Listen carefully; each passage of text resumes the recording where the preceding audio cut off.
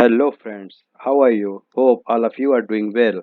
My name is Ashish and I'm going to discuss in SQL Server what are the temp tables. So today's topic is temp tables. So here I'm going to discuss with you what are the temp tables and what are the type of temp tables and why should we use temp tables and limitations of temp tables. So what is the temp tables?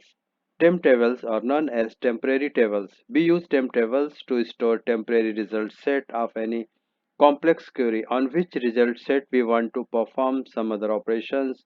We can perform any operations on this type of temp tables. We can perform insert, we can perform update and delete. There are two types of temp tables. We can use local temp tables and we can also use global temp tables. We can use as per our requirement. So what are the local temp tables? To create local temp tables, we have to use hash as a predecessor in that temp table name. Like if we want to create a table which name is employee and now we want to create that a local temp table. In that case, we need to add hash in the prefix for that table name. So here I'm going to create a hash employee temp table. So syntax is the same as our normal table. So what is the syntax? Create temp table hash employee. Here we are going to define four column employee ID, first name, last name and salary. And now we can create a temp table.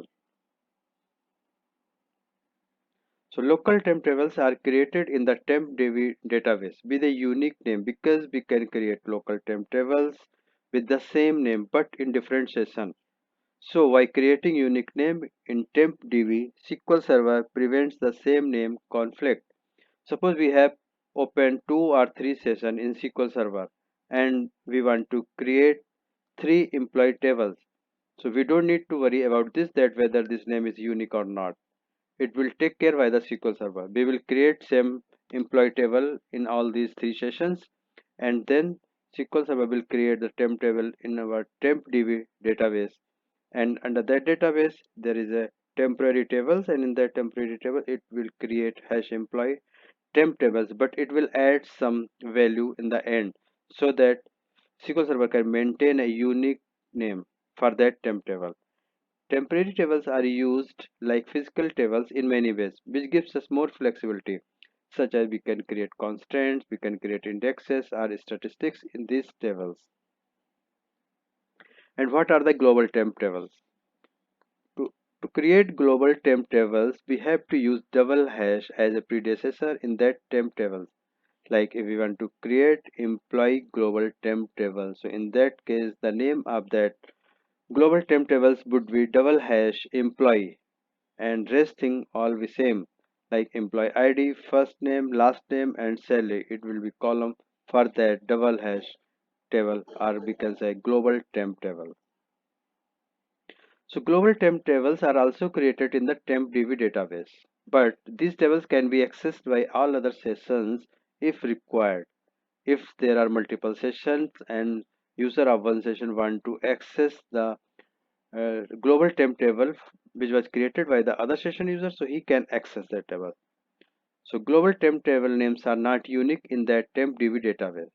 So after performing all the tasks, we should drop the table so that it cannot be used by other session users, and we cannot create same table name with different sessions because here SQL Server is not maintaining the unique name constant for the global temp tables. We can drop global temporary tables explicitly with the drop table statements on any connection, or this global temp table will automatically drop when the session is closed that creates that table, that global table. So why should we use temp tables? We use temp tables to store complex query result and need to perform some data manipulation before returning this data to the server. Suppose if we have a employee table calculation and we have stores of employee salary related data in our temporary tables, and after that we want to add some calculations, some business logic in that data. So in that case, suppose we want to add some percentage of DA, HRA, etc. And after that, we want to perform some calculation and then we want to display final total value, net salary, gross salary.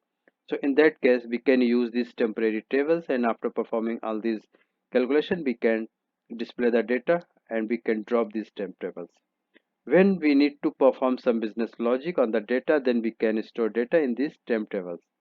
And third one is when data manipulation or business logic calculation is completed, then we can drop these temp tables. We can also add constants like indexing, etc. for improving the performance of these tables. And now here we are going to discuss some limitations of the temp tables.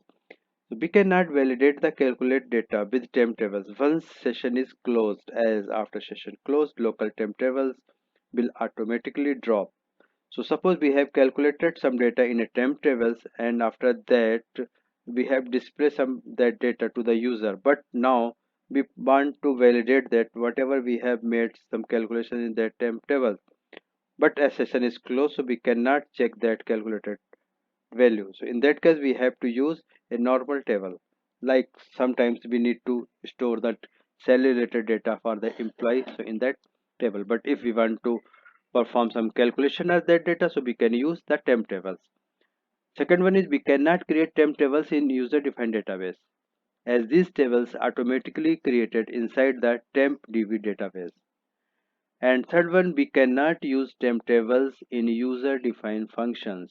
Suppose if we want to calculate some data in the user defined function, so in that case we cannot use temp tables in that user defined function. In that case, we have to use a normal table for that calculation. So that's it for today's session, and thank you for watching this session. If you like the session, then please like and subscribe and comment about this session. Thank you. Thank you very much.